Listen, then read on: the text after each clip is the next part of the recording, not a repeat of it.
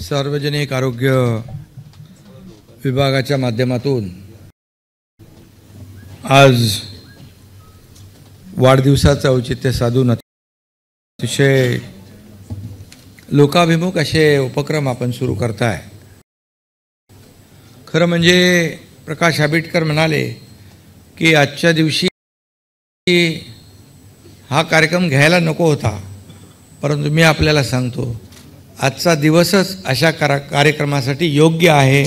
आणि कारण शेवटी आयुष्यभर मी जी जनतेची सेवा केली, आरोग्य विभागाच्या वैद्यकीय सेवा असेल, शैक्षणिक विभाग असेल, सर्वसामान्यांना जे काही जेव्हा संकटकाळी मदत करण्याची मला वेळ आली त्या वेळेस मी त्यांच्या पाठीशी उभा राहिलो।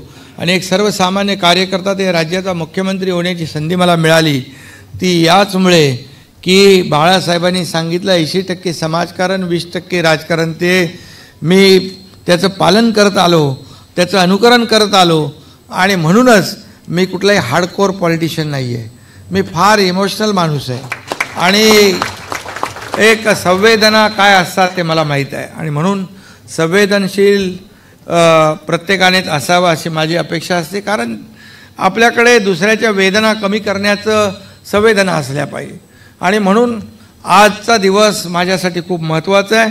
हजारो लोक कालपासून मला शुभेच्छा देत आहेत, रात्री 12 वाजल्यापासून पहाटे 5 पर्यंत शुभेच्छा घेत होतो। आता पुन्हा हे सगळे जिथे जातोय तिकडे शुभेच्छुक येत आहेत, ते शुभेच्छा घेत पुढे चाललो आहे। मोबाईल शुभेच्छा सुरू आहेत, त्यामुळे पण आज अगोदर मी गेलो आपले मंत्री प्रताप सरनाईक यांच्या एस टी महामंडळाच्या आगारामध्ये, त्यांनी तिथं कार्यक्रम सुरू केला। मी जेव्हा मुख्यमंत्री होतो त्यावेळेस एक कार्यक्रमाला गेलो, मग मी थेट गेलो आपल्या एस टी आणि कंडक्टर जिथं विश्रांती करतात त्या विश्रांतीगृहामध्ये, रेस्टरूममध्ये अतिशय बकाल अवस्था होती। मी त्या अधिकाऱ्यांना विचारलं, तिथं अंघोळीला पाणी गरम नव्हतं, खाली झोपण्याची व्यवस्था नव्हती, अतिशय उकाडलेलं होतं, गरम होतं, तिकडे असे कपड्या रश्या दोऱ्या बांधल्या होत्या। बोला कसं काय काम करणार, कसं गाडी चालवणार ड्रायव्हर, कसं तो कंडक्टर काम करणार। मग मी माझ्या भाषेमध्ये त्यांना सांगितलं आणि आज मला आनंद आहे की प्रताप सरनाईक मंत्री झाल्यानंतर ताबडतोब तिथं गेले, त्यांनी ते काम करून घेतलं। अतिशय एअर कंडिशन विश्रांतीगृह तिथं आज मी त्याचं लोकार्पण केलं। आणि त्या एस टी आणि ड्रायव्हर कंडक्टरच्या चेहऱ्यावर पण आनंद पाहिला।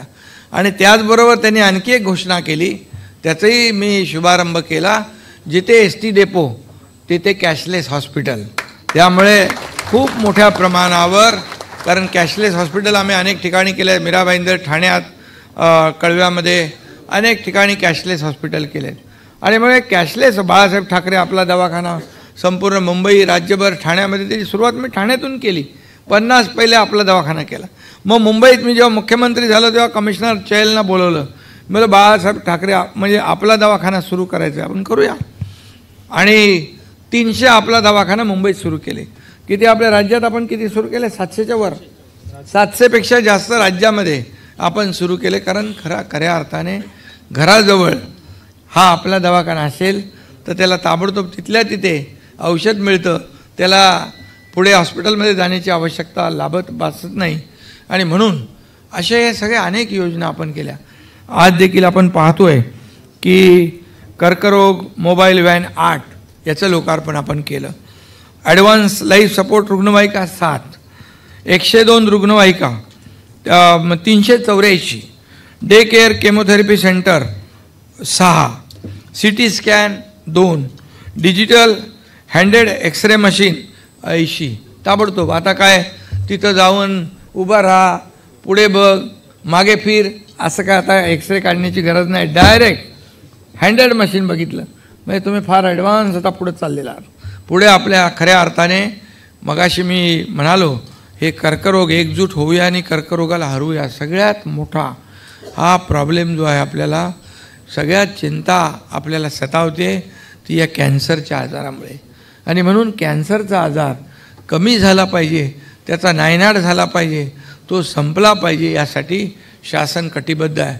आणि आता या गाड्या ज्या आपण मोबाईल व्हॅन केलेल्या आहेत या मोबाईल व्हॅनचं देखील लोकार्पण झालं. गावागावात जातील. माझ्या लाडक्या बहिणी ते आपले हेळसांड करतात. लाडक्या बहिणी आपला परिवार चालवत असताना स्वतःच्या आरोग्याकडे दुर्लक्ष करतात आणि मग तो आजार बळावतो. आणि म्हणून खऱ्या अर्थाने ह्या मोबाईल व्हॅन ज्या आहेत अर्ली डिटेक्शन होणार. कळेल लोकांना की बाबा सुरुवात झालेली आहे.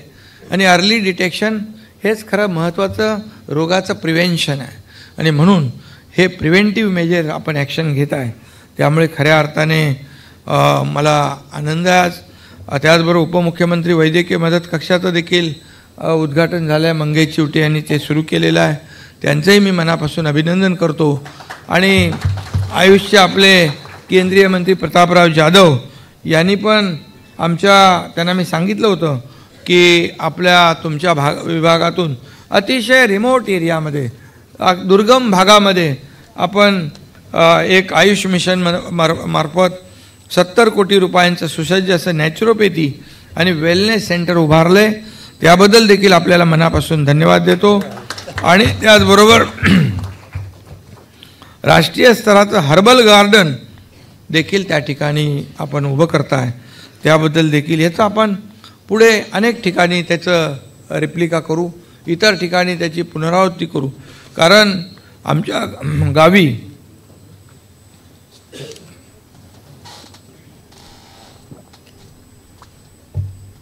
खूप मोठी निसर्ग संपदा आहे. कोयनेचं 80 किलोमीटर बॅकवॉटर आहे. सह्याद्रीचा कडा आहे. डेन्स फॉरेस्ट आहे. घनदाट जंगल आहे. आणि 500 प्रकारच्या वन औषधी आहेत. आणि त्यामुळे तिथे R&D सेंटर होणं गरजेचं आहे. तुम्ही दोघंही त्याच्यामध्ये लक्ष घाला. 500पेक्षा जास्त अतिशय दुर्मिळ वन औषधी आहेत. आणि म्हणून तिथं R&D सेंटर केलं तर मग मोठ्या प्रमाणावर आपल्याला त्या वनस्पतीच्या माध्यमातून दुर्मिळ औषधं बनवता येतील आणि ती लोकांना परिणामकारक होतील. आणि म्हणून मी गावी जात असतो. माझ्या गावी फळांपासून फुलांपासून सगळं अगदी तुम्हाला मी सांगेन की अगदी काजू आंबा फणस हे तर साधं आहे, परंतु आवाकडूपासून रक्तचंदनापासून अगदी मी आता सफरचंदाची लागवड पण केलेली आहे आणि त्याची झाडं पण मोठी झालेली आहेत. म्हणजे बघा स्ट्रॉबेरी वगैरे सगळं आहे. म्हणून मी गावी जात असतो. गावी गेले की इकडे मीडियामध्ये बातमी सुरू होते, एकनाथ शिंदे नाराज, एकनाथ शिंदे हेलिकॉप्टरने जाऊन शेती करतात. अरे पण मी आता माझा वेळ वाचवायला हेलिकॉप्टरने जाणार, गाडीतून कसा 10 तास प्रवास करणार. मी तेवढ्या वेळेमध्ये 10,000 फायली सही करतो फटाफट फटाफट फटाफट. त्यामुळे माझं पेन 2 ठेवलेत पी पेन. मुख्यमंत्री आपला कुठले मुख्यमंत्री सहायता योजना वैद्यकीय सहायता योजनेमधून मी 2.5 वर्षात 460 कोटी रुपये वाटले. 460. मी आज काय कोणावर टीका करणार नाही, परंतु अगोदरच्या लोकांनी 2.5 वर्षामध्ये 2.5 कोटी वाटले होते. आणि कारण 460 कोटी कोणाचे आहे? हे लोकांचे आहेत, हे जनतेचे पैसे आहेत. माझ्याकडे समोर अर्ज आला की ताबडतोब ऑटोमॅटिक माझा हात इकडे जातो, ऑटोमॅटिक सही होते आणि त्याला पैसे मिळतात. जवळपास 51,000 रुग्णांचे प्राण वाचवण्याचं काम त्या पैशाने केलेलं आहे. खऱ्या अर्थाने कुणासाठी आपलं सरकार आहे? सर्वसामान्यांसाठीच सरकार आहे. खरं म्हणजे हे सर्वसामान्यांचं सरकार सर्वसामान्यांच्या आयुष्यामध्ये बदल घडला पाहिजे. आणि म्हणून माझ्या लाडक्या बहिणी पण इकडे आहेत.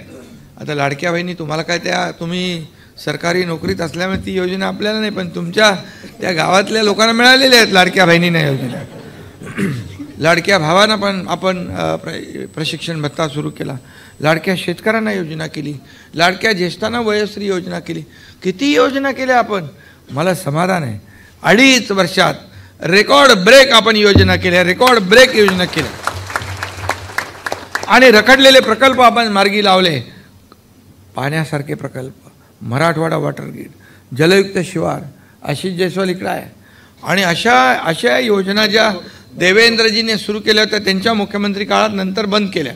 मी मुख्यमंत्री झालं पुन्हा त्याच सुरू केल्या आणि एकदम जोरात आता सुरू आहेत. 90,000 कोटीचा नदी जोड प्रकल्प बंद केला. अरे बाबा, लोकांना पाणी पाहिजे, जमीन आहे पण पाणी नाही, शेती कशी होणार? आणि म्हणून हे सगळं आपण करतो. आणि सगळ्यात महत्त्वाचं आपल्या आरोग्य विभाग आहे. लोकांचं आरोग्य चांगलं राहण्यासाठी प्रकाश आंबेडकर हे चांगलं काम करतायत. त्यांनी आजचा दिवस निवडला, हे माझ्यासाठी चांगलं आहे.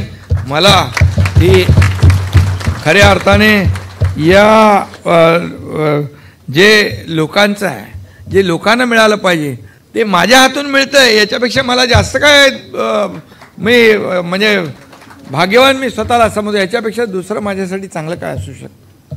आणि म्हणून आता त्यांनी 2 कोटी लोकांचं हेल्थ चेकअपचं ड्राईव्ह आपण घेतो आहे. कारण शेवटी माणूस कंटाळा करतो स्वतःहून जाण्यासाठी. जेव्हा त्याला आजार दुखायला लागतं तेव्हा जातो. पण हेल्थ चेकअपमुळे तुम्हाला कळेल की बाबा कुठे कुठे कुठल्या कुठल्या गावामध्ये काय आहे आणि काय काय आपल्याला करायला लागेल, कुणाला सुरुवात झालेली आहे. अर्ली डिटेक्शन, लवकर लोकांचं निदान जेवढं लवकर होईल तेवढा त्याच्यावर उपचार लवकर होतो, परिणामकारक होतो. आणि म्हणून मी काय जास्त आता बोलत नाही, माझ्याकडे खूप लोक बसलेले तिकडे वाट बघत, आनंदीगे साहेबांच्या ऑफिसमध्ये आहे, तिकडे सगळे रस्त्यावर आहेत. त्यामुळे तुम्ही आजचा या दिवशी जे उपक्रम आपण सुरू केलेले आहेत, या उपक्रमामध्ये आपण खऱ्या अर्थाने प्रत्येक गावागावामध्ये अशा प्रकारची उपचार पद्धती आपण केली. नवीन ज्या पद्धतीने आपण जातो आहे, आज महात्मा फुले आरोग्य योजना 1.5 लाखाची होती, आपण 5 लाखाची केली. आता त्या 5 लाखाच्या योजनेत काही आपण काय ठेवलं नाही, पिवळं पाहिजे का केशरी पाहिजे असं काही नाही. पण 12.5 कोटी जनतेला सगळ्यांना ती योजना लागू केलेली आहे. त्यामुळे या सर्व योजना ज्या आहेत या जनतेच्या हिताच्या आहेत, लोकांच्या हिताच्या आहेत. लोकांचे प्राण वाचवणं हे आपलं काम आहे. आरोग्य विभाग, मी जेव्हा आरोग्यमंत्री होतो तेव्हा मेळघाट तिकडे गुजरातची बॉर्डर कुठलं गाव होतं एक, तिकडे एका रंगुबेलीमध्ये मी गेलो.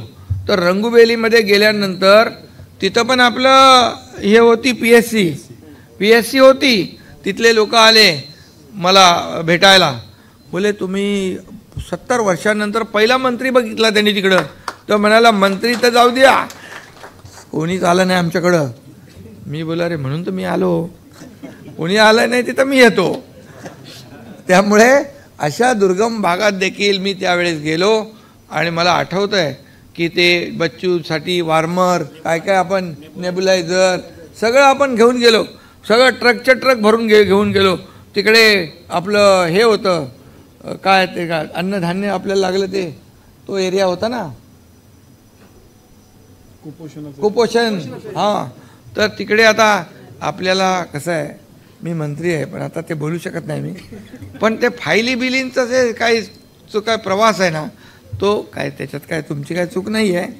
पण मी इकडूनच सगळं ट्रकमध्ये सामान लोड केलं, मला डायरेक्ट तिथं नेऊन वाटायचं आहे. आता फायली करत बसलो तर ते माझं मंत्रीपद जाईल, तो पण फाईल तयार व्हायची नाही. म्हणून मी इथूनच